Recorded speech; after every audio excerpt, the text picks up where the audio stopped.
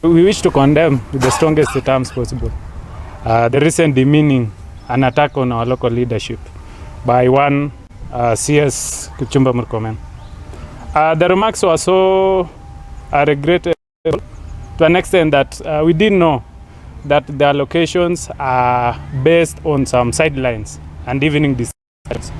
It was to our shock that Murkomen could suggest in a full clear of camera that there is some sideline meetings that usually happen in the evening in order for him to allocate some funds. Tumekuja hapa kukataa maneno ya Murkomen aliyosema juzi hapo mosoriot, kutusi viongozi wetu na kuambia kama hamukusoma ama hamukufanya mlienda university lakini haiwasaidii. Tumekuja hapa kusema tumekataa hiyo maneno.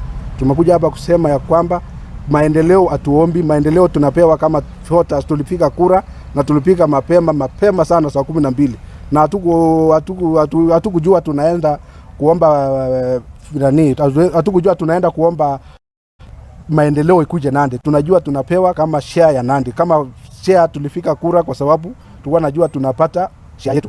Kwa hivyo tunamwambia tunaomba ya kwamba sisi Nandi tuweze kupata mkao yetu na tuna support leaders wetu kwa vile unajua we are Nandis and Nandi is our business.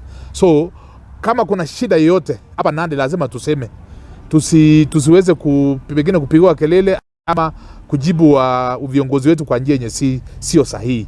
So tunaomba ya kwamba viongozi wetu kuanzia governor, senator na members of parliament pamoja na MCS tuweze kukaa pamoja ili tuweze maendeleo iweze kukuja Nandi.